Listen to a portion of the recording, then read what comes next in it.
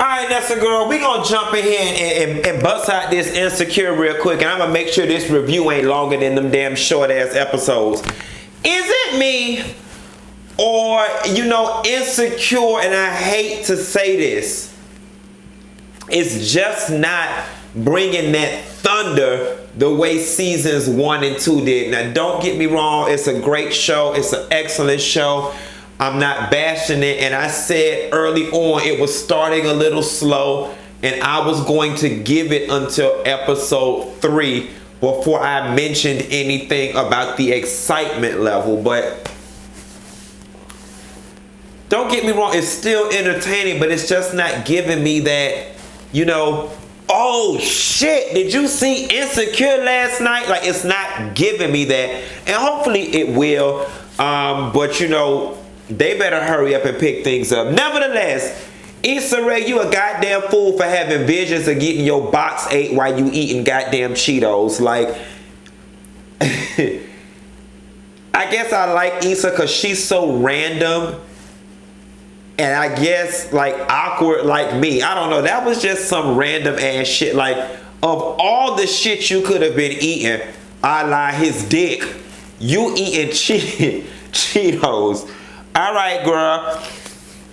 Molly down to the dog spa. Yeah, Molly, you real classy based or whatever when you spend that kind of money getting a blueberry rug on a damn dog. As much as I love my dogs, I carry them hoes down to PetSmart, okay? They go to PetSmart. We got Banfield insurance, $7 a month or $14, whatever it is. And my dogs go to PetSmart. And quiet as it's kept, I don't be feeling like PetSmart charging me to wash them. So 2 out of their 3 washes happened in my bathroom tub. Nevertheless, it was cute or whatever. And then she has the conversation with Issa about Issa sleeping in the bed with Daniel, and she's like, girl, no. Now, y'all, I'm gonna say something, and I don't need the Black Girl Coalition to attack me, but for Molly to be a lawyer, her weave with that bang was just kind of dry and rusty. And I'm not trying to nitpick, but I'm just like, or maybe it's a California girl thing. Maybe y'all need to come down to the South and get y'all hair laid for real. I'm just saying. And to close things out in that dog spot, when goddamn Issa ate that dog cookie, she's like, that's for dogs. She's like, well, why has it got icing on it? I fell the hell out. Molly gets to the Chicago office. There was something so empowering about her walking in and seeing all those well put together beautiful black people, beautiful chocolate skin. The lighting was so well, they were so well dressed and articulate. It was just amazing, because rarely do we see scenes like that, especially in like a law office. We always see one token black in an office full of white. So that was very empowering. Daniel meeting up with Khalil. Quiet as it's kept, I didn't even think Daniel was going to meet up with Khalil. And Daniel plays his track with the Nordic beat, and it sounded really good. And Khalil was like, okay, that's great, but Spider likes his bass lines harder, this and the third. Let's tone this down. And Daniel's whole feeling was, that was the exact era I was trying to move Spider out of, and now you've dumped my music down. Here's where Daniel went wrong, in my opinion.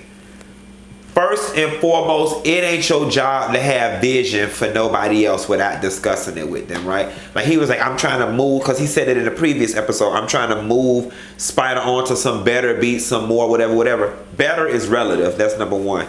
Something that sounds good to you might sound stupid as fuck to somebody else. Number two, Daniel is really making me not like him, and not because of what he going through with Issa, because he's just got this typical stubborn man, straight man ass attitude, so fucking macho and in his ego that he's cutting off his nose to spite his face. Here's my thing. You trying to get in good graces with Spider. Khalil is the plug.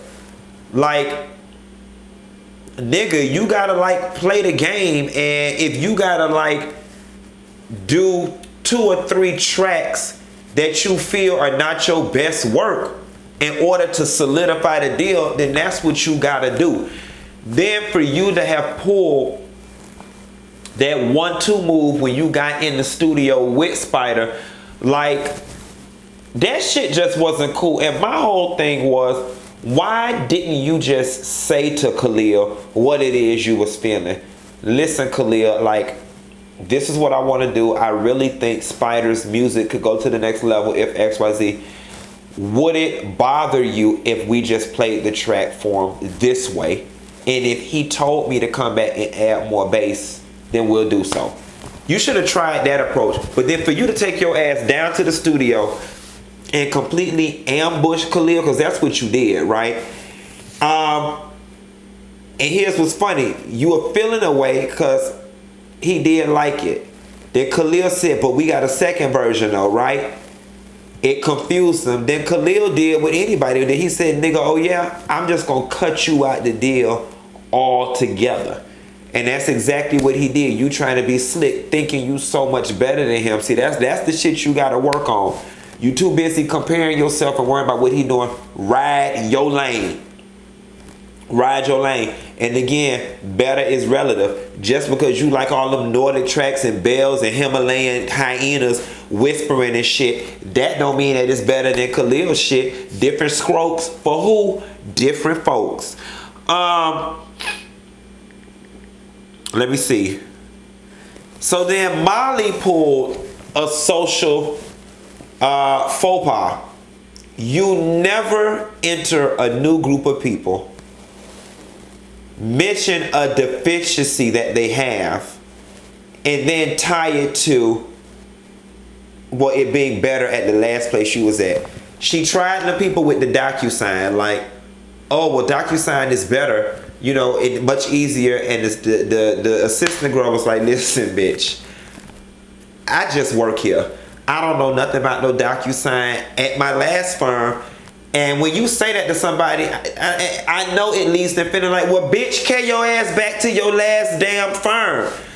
But I will say this, and I think this was the deeper point that whomever wrote this episode was trying to illustrate. And we're going to spend some time talking about it. Many times, black-owned businesses, God, and I hate to add to this noise, many times black-owned businesses just don't necessarily operate with the most modern technology or the most efficient of ways. We still do shit in a very mom and pop way. And again, I've said in previous videos, I don't think that many times our ways of doing things has anything to do with our skin color and our intellect. Many times we don't have the resources that a lot of these other businesses have. So we have to make do and cut corners and do things the best we can. And I think perhaps that's what may be going on. Now, then again, that's a fancy law firm, child. That ain't what's going on over there. But I did like the discourse that was had. It's like, why at a black-owned business must shit be so fucking ass backwards? Why don't we have off-site storage? Why this shit got to be in my office? Why the fuck are we using a courier when DocuSign is cheaper and easier? It created for good dialogue on the social sphere, but Molly handled that all wrong, boasting and bragging in the new black office about what she used to have at the white office, and that's why them people got her ass together. Issa trying to get this new job down to this apartment, I think it's a horrible idea. Work ain't honest, and it pays the bills. I think Issa being a property manager in exchange for $700 $100 rent is a horrible idea. She heard that number $700, but what she don't understand is she about to put in $2,000 worth of aggravation dealing with them goddamn tenants. Take it from me, I know. I used to be a leasing agent when I was in college. That property management shit is for the goddamn birds. You know, when they go out to eat, when Issa goes out to eat with the girls and all three of her girls think this thing she's doing with Daniel is a bad idea, what do y'all think? And maybe y'all gonna have to fill me in on what happened last season. Why is Issa so hesitant about getting, you know, moving forward with Daniel? Is it because she just got out of what she got out of with Lawrence? I'm not understanding or recollecting why. It's not coming to my recollection what happened that's got her so hesitant about moving forward with Daniel. I like insecure because it sheds light on a lot of the secret conversations we as black people have. So Issa is at that Meals on Wheels job with Frieda, and they're in, you know, the ladies interviewing them about a potential partnership with her school. Soon as Whitefish walk out the room, you know, so the black girl was like, so how is it here? He's like, oh, it's fine, I love it. She was like, basically like, girl, bitch, sis, how is it? And she's like, well, you know how they can be. You know, it's a job. Black people, don't we have them conversations? It's something white folks will never understand. No pain. I hit my note, bitch. Miss Jan been giving me some extra online sessions. I hit my note. Black folks ain't in this world. It's that secret conversation that we have. And I don't know. Oh, this my homegirl say no work for her tomorrow. Let's go to Happy's. Hey, Happy's is a neighborhood bar. I'm in the middle of the video. Don't we have that secret conversation with one another? And I wonder if that's one of the tie-overs or vestiges of slavery. Like, okay, we have our main conversation, but as soon as Whitefish leave the room, girl, drop the X, sis. You got a natural. What's tea? I like that. Molly getting clowned at the meeting. Molly, you came into this office again. You came into a new social circle doing way too much. Because see, here's another nuanced situation that this episode pointed out. Sometimes as black people, we get around other black people and we think that gives us license to get all free and homegirl like. And that's what Molly did. Rolled up in the spot and was like, oh, you know, so he late. Is he on colored people time? Yada, yada, yada. And the black girl did not appreciate it. She was like, actually, he has a call and then he joins us after this call. And then the black boy chimed in and was like, but I'm sure at her other firm meetings all start on time. And she was sitting there feeling stupid as fuck and salty. But the thing is, you laid the foundation to feel that way because of the things that you did and you said previously. When Issa and Daniel went out to eat, for whatever little reason, Daniel looked so good with that brown on. Yes, God, had all them white teethers. And they were sitting there eating. He completely took out all of his frustrations on Issa. Another parallel that I saw that the writer of this episode was trying to do, you know, many times it said that black men go out here in the world, they face all the frustrations of the day, then they come home and abuse or take it out on the black woman.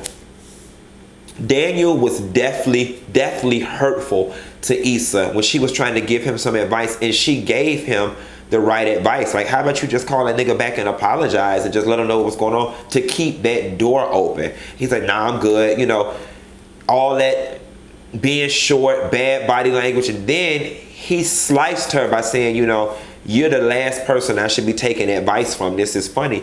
She's like, what is that supposed to mean? Now, granted, he was telling the truth, but he just did not have to do that in that moment. It was very hurtful. Then the episode closes out with them laying in the bed and Daniel apologizing. I appreciated that. He lays behind her to try to, you know, get some intimacy. I appreciated that. They both wanted it. Then he went down and started eating Issa box, you know, and Issa, you ain't shit because you got about 20, 30, 45 seconds of it. They ain't gonna stop him. You probably came, you bitch, you. No, I'm just joking. And then she stopped. She couldn't do it. And things got really awkward at that point because now I got pussy residue on my face and ain't even get the bus. No, let me stop.